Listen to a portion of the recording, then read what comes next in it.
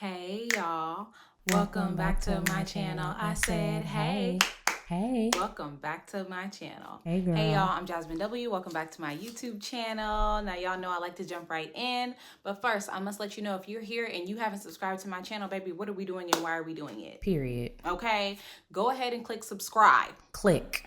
And do not make me say it again, okay? Y'all know every episode I love to shout out a black business. When I was in Jamaica, that's why my skin is glowing, baby. I don't have any makeup on. Well, I do have my brows. My brows are done and they're highlighted. But I don't have any makeup on my face. Anyway, I just have my brows done and I have my lip gloss on. And my best friend was like, what lip gloss are you wearing that is staying on while we're eating and doing all of this, drinking in Jamaica? And I said, baby, this is my black owned LEF beauty lip gloss, baby. That's that thick, honey, and it ain't coming off. So yeah, y'all can see, if you can tell, I've been really using it up. I'm gonna have to order some more, but this is LEF Beauty. I'm gonna put the link below. Y'all know I love to support black owned businesses, and you should too, okay? If you need a new lip gloss, don't go to Walmart, don't go to Target, don't go to Sephora. Check out a black owned company. It's just a black woman trying to make products for her girls, you know? So support black business. Each and every black business that I share on my YouTube page, channel, or whatever, they're good. I would not be sharing them if they weren't, okay? Exactly.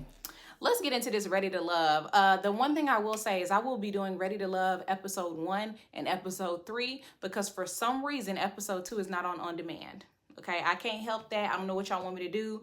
I know that OWN plays Dr. Phil and all that other BS every day, 7 days a week, but they can't replay Ready to Love. I looked up when Ready to Love episode 2 was going to come out, and it said it said July 29th at noon. Who does the programming for OWN? Who? Because it should come on repeatedly. It's trash. Child, anyways, let's get into it, okay? This is episode 1. These are my first impressions. First, we have Chris, who's 39. It said he's a construction developer and he's Nigerian. I wrote red flag. Ooh. I said what I said, okay? Anyway, we have Jessica, who's 37. It says she has a coffee line. I wrote down she looks a bit swollen to me. Baby, you gotta drink your hot teas. You gotta juice. Puffy. You gotta stretch. I don't want to offend nobody. She looks a little puffy. Okay, you want to dry brush. Yes. Up towards the lymph nodes. You want to. One girl said prevent heart attacks. You want to hit yourself in the places to get your blood circulating, honey. You want to do yoga. Cleanse your colon. You want to meditate. You want to do Pilates. Yeah, we got to get some of that. We got to get some drainage going. Anti-inflammatories. Ginger. Amen. Turmeric. Anyway, we have Philip, who's 41. He's a supply chain manager. It was funny. He was talking to one of the girls, Tequila or whatever. I don't know. And she asked him, where is the most risque place he's ever been intimate with someone? And he said, a parking garage. And she said, Right. We're going to get into it in episode 1 and 3. But why you ask the man what's the most intimate place, the risky place, and then when he tell you, you act like that stank. What's yours then? The bathroom. What's yours? Behind a dumpster? I mean, I don't even understand her response. Was it not risky enough? Was it too freaky? I mean, a parking garage is a very normal place to get intimate. Like, it's a very normal public place. It's very safe. It's easy. It's dark. No police is gonna roll up on you typically in a garage. Like, what's the problem with what he said? Except for that one time. And why you ask him if you don't want to hear it? Child, anyway, Philip, he seemed fine. He seemed nice. We have Aries, 43, software sales. I wrote down gorgeous. Gorgeous. Tequila, 35. My daddy said she had a big wig on. Big wig. He said her wig was sitting out like this on the interviews. Oh. I didn't think it looked that big, but we have to listen to men and what they say sometimes. Sometimes. Sometimes y'all got to listen to my daddy. I said, Daddy, that wig didn't look that big. He said, it looked big. Big hat. I said, big wig. That's what me and my family say. You know, it means kind of like, in our family, I don't know if other people in the South say that, but a big wig means, oh, somebody that has money, somebody who's kind of showing off. You know, it comes from what I'm assuming is white culture. You know, guys used to wear the big wigs to court and stuff like that. So a big wig means you're really, you know, you're showing off, kind of. But that ain't what it meant when my daddy said it about her. I wrote down she wanted to do a lot of sex talk. Go be with the dungeon guy. Go be with the erotic author. You want to do a lot of sex talk, but you also act improved. How that work? Anyway, Habibi was 33. He's a saxophone player. He said he visited the East one time. I don't know if it was East Africa or Asia, honey. And he said he loves appropriating Arab culture. He didn't say he loved appropriating it. I said that. Yeah, you said that, and he do. Because, baby, if you're not practicing in their culture, if you're not practicing their religion, if you're not, what's going on? You just hear appropriating Arabic culture because you like it? I don't think that's a thing. I don't think you should do that. I think you should leave that to them and for them to celebrate their culture. And if you want to be a part of it, immerse yourself in it and respect it and know about it. Don't just say I went over there one time and I liked it. I thought it was cool. It looked cool. And I came back over here and a woman complimented me on it. So I just kept doing it. No. He's also said that if any woman is going to be with him, they need to accept the fact that music is going to come before them. Listen, be careful. Be weary of men who put their careers before you. If you want to get married. Because at the end of the day, it's always going to be before you. Be careful or weary of the things that men put before you. I'm not saying, listen. Weed. I understand as a creative. Sex. I don't think somebody can come along and say, I need to come before your comedy. I don't think so. Not happening. Okay, but I'm also a very kind, loving person, and I'm reasonable. If you feel like somebody gonna put their career before you and they will leave you at the drop of the hat to continue doing what they doing like Tom Brady. Yep, there you go. I guess you gonna be Giselle or whatever her name is. Hell, Giselle or Jabot. What is her name? Anyway, Marvin is 41. He's an erotic author. Red flag. He likes dungeons. He's a freak. And dragons. One of my friends was talking to me and she said that this is a good representative of Dallas culture. I said, is it? Because y'all know I'm from Dallas, born and raised. I went to college at UT Arlington, but I have not lived in Dallas in 10 years. I've lived in California. So I really don't know too much about dating culture over the past decade. You know what I mean? I don't know what it's like. I met my ex here. We moved to California. That's what it was. I did date here over 10 years ago, 12 years ago. Yeah. But that's a long time and things have changed quite a bit in Dallas since I've lived here. So, but my friend said Dallas is a bunch of freaks, honey. She said y'all love Dungeons and Dragons and Dungeons and Scaggins. Scallywagons. and the the erotic and the underground swingers culture is really big, all of that. She said it's really big here, and people here ain't nothing but a bunch of freak nasties.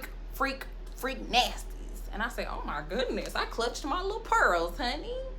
Ain't gonna get no coochie buddy, hoping daddy do. Anyway, I think Marvin needs to meet somebody at the little freak places he like to go to. Why are you expecting to meet a freak here when you need to meet a freak out where freaks hang out? Anyway, we have Unique. I don't know why her mama spelled her name like that. Oh my gosh. Anyway, she's 31 and she's a producer. I think I wrote down she loved horses. Why?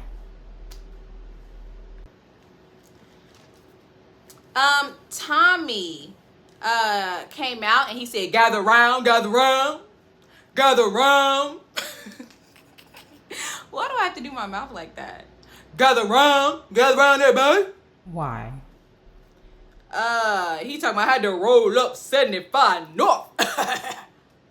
Why do y'all even like him? I don't.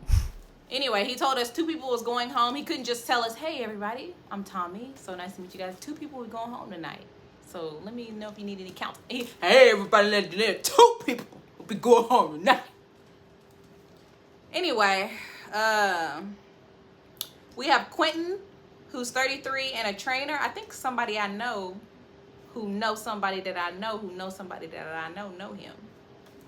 A couple of guys on the show, people that I know people who might know them. I'm not gonna say which ones. I already said Quentin. I'm not gonna say it again. I'm not gonna say no more. But anyway, Red, he's 42. He's a comedian. I wrote down he looked like he need to take some vitamins.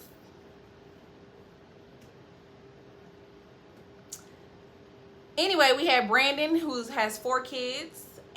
He's 36. He's been married twice to the same person, and he got divorced 6 months ago. Now, here's the thing. I wrote down, you damned if you do, you damned if you don't. People know that I am separated, going through divorce. Most people know that, especially if you watch my YouTube channel. And people will get online. They don't know anything about me. They don't know me from Judge Joe Brown. And they'll say, you need to work on your marriage. Why you didn't work on your marriage? You need to work on your marriage. You need to mind your damn business, first of all. Immediately. Second of all, then he married his person twice. They decided it wasn't going to work twice. Then now people, on Ready to Love are saying, oh, no, I don't know about that. Oh, At least he tried to make it work. He did the thing that y'all keep telling people who are getting divorced to do. Go back and work. Go back. Try. He tried and it didn't work again. So y'all know what y'all can do? Shut the hell up. Okay? The men married the same person twice. They tried to work it out. Kudos to him and his partner for trying to work it out twice. Or not kudos to them for knowing that it wasn't going to work the first time, but then they tried again because y'all kept pressuring them instead of them saying, hell no. Okay? And y'all kept pressuring them and saying, what about the kids? What about the kids? Damn the kids. The kids are going to be better off when we happy separately. Separate. But y'all don't listen. So then they tried again and it didn't work out again. And now y'all saying, I don't know. His discernment is off. His discernment is not off, baby. You never been in that situation. You don't know what it's like to be married or divorced and have to go through that mentally, physically, emotionally, and then also have people in your damn business. And now you here telling him what he could have done and how his discernment and how his decision making is off. It's not. It ain't. Mind your business. It's not. He got 4 kids, which is too many. Too many. Never let a man convince you to have more than 2 kids. Period. That's me. That's too many. And now they out here, him and his ex out here single. They got 4 kids, which is too many. And now they out here. Single. I thought he was good looking. I thought he seemed polite and handsome and nice. Just too many kids. Anyway, we have a former Dallas Cowboy cheerleader. I wrote down she kind of funny, but I know she gonna have a bad attitude, honey. I already know that type of Dallas girl because I grew up right next to her. You her. Anyway, we have Lee, who's a soccer athlete, 34. I wrote down her body's on point, but she seems... Don't say it. I don't know. Maybe she's just laid back. Well, I don't want to judge her too soon. We'll see. But I said her body on point, and she had a beautiful smile. Yeah. Marrier, I think I wrote down Marrier, 36, entrepreneur. Oh yeah, this the one who said he came from 2 generations of 2-parent households. Listen, I don't judge people if they don't come from a 2-parent household. I don't judge people if they do. Me, myself, I come from several generations of 2-parent households, but I know because I come from several generations of 2-parent households, that doesn't mean that everything is perfect. And in most of those households, not most of them, but yeah, in most of them, there were stepfathers involved. So the stepfather became the second parent, and the second parent that I grew to know, including my own father. When he met my mom, he had 2 kids. Most people know that are here on my channel. And then they had me. And so my parents have been together over 40 years. She had 2 kids. Or about 40 years, actually. But yeah, it doesn't mean that things are all perfect. It doesn't mean that things are all good. It doesn't mean that the 2-parent household that you grew up in is an example or should set an example for how you should raise your kids either. Amen. And because I know that, I think because we're in the South, we're in Dallas, Texas, and he's using that as sort of like ooh, good for me. I came from two generations of two-parent households. But I know from experience and from also being in relationships with several people who came from two-parent households, and if they didn't, they did for a while, before their parents got divorced and they're teenagers or late in their adulthood. I know that don't mean nothing. You can still be a shitty person and come from a two-parent household. Toxic as hell.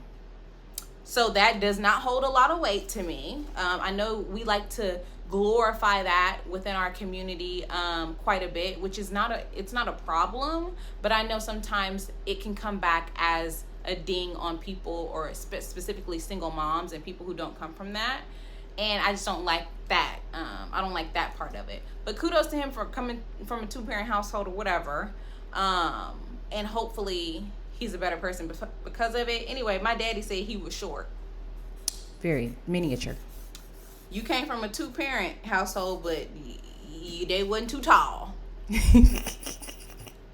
Anyway, we have Leanne, who's 39. She's a gym owner. And me and my parents were laughing about the fact that she didn't have no feelings. One of the guys, I think it was, Marrier. I don't know how to say his name. But he was talking to her about how he lost somebody close to him. And she said, I'm hungry. so you like to eat crab or shrimp or crawfish? Or all three. You like seafood? This is what I mean when I don't think people have a very good emotional intelligence. When somebody says, hey, I lost my father 2 years ago and I'm still being affected by that, you say, oh my God, I'm so sorry to hear that. How are you doing? How are you handling that? Or how have you been able to cope? Yeah. If you want to know how they've handled it for real, say, have you considered therapy? Have you gone to therapy after that? Because fathers are what role did your father play in your life? You know what I mean? You have to have some compassion for people. Empathy. She was there with her jowls clenched. Ooh. I'm laughing. So, what's your favorite color? What? I didn't get it. Anyway, I didn't get it. We have Herbert, who's 37. He's an aviation manager. I don't have any jokes for right now. Just wait. We have Sierra, who's 33, and a stylist. She was cute, right? And then we have the people who were in the bottom. Aquila, and Leanne. Leanne was the one who didn't have no feelings, no emotions. Okay? Trying to see what's up with my camera. Okay. Why her mama named her after alcohol? I wrote down, Leanne had on very ugly makeup. I can tell she's a beautiful woman. But her makeup was not good at all. It was too heavy. I think the older we get, the less makeup we should be wearing if we're going to be applying it ourselves. It looked like hers might have been applied by a professional, but not a good one. I'm a former makeup artist. I can tell you that was a terrible makeup job. You want to go softer, like it was like 20-year-old makeup on a woman who's 49. It was not good. You want to go softer, way more softer, when you have more texture to your face, more wrinkles. Yeah, you want to go softer. And let me tell you something. I always like to call it, fresh-faced baddie will always be my thing. And when I was younger, I could wear a lot more makeup because it didn't make me look like tired and wrinkly. But as I get older now, I want to have a fresh face. I want to look like, wow, that girl woke up looking like that, even if I didn't. And I think Leanne needs to take that approach, or a softer, much softer, smokier eye. Soft. And the lips need to be glossy and almost nothing. You know what I mean? It's just, there's a way to do it, but that was not good. Tequila ended up getting her feelings hurt because she was on the bottom. I said, oh my God, girl, it's a show. Me and my dad said the same thing. Out of these 9 or 10 men, you were on the bottom. This is only 9 or 10 men out of all the men in the world. and you're crying. She needed encouragement on day one. I wrote down she's desperate for Habibi now because he came and encouraged her. Be encouraged. Some of low self-esteem. Low Esteem, yeah. Self-esteem. Low self-esteem. Because you why you need encouragement? You was on the bottom day one. You need encouragement now. You crying. Talking about some, you misunderstood.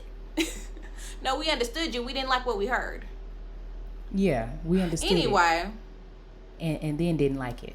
I wrote down the producer and the comedian were having a conversation. The producer was the TV producer.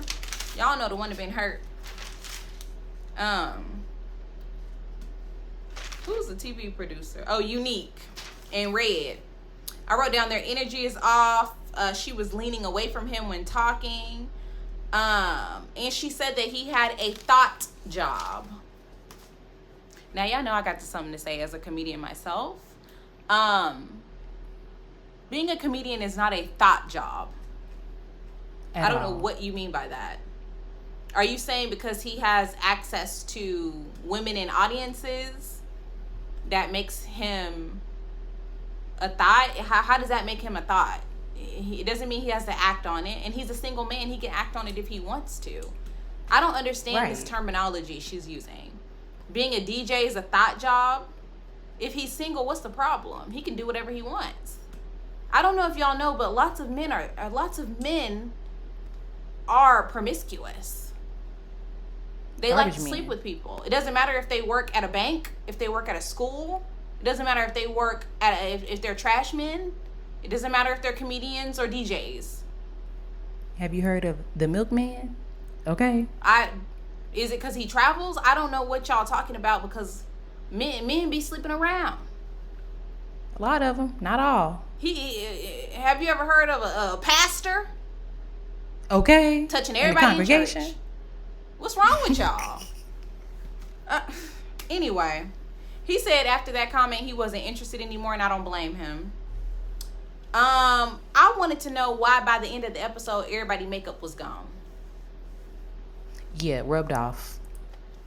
Everybody's makeup was rubbed off. I said, damn, y'all ain't got y'all makeup there. Why it didn't last all night? Where's the setting spray? Anyway, I didn't see episode 2, obviously. We talked about that at the beginning, but I think Brandon ended up going home. And it looked like he might have been crying. I don't know why. I hope he wasn't. I hope he just got a little piece of fuzz in his eye or something. Anyway, let's move on to episode 3. Bye. On the next video.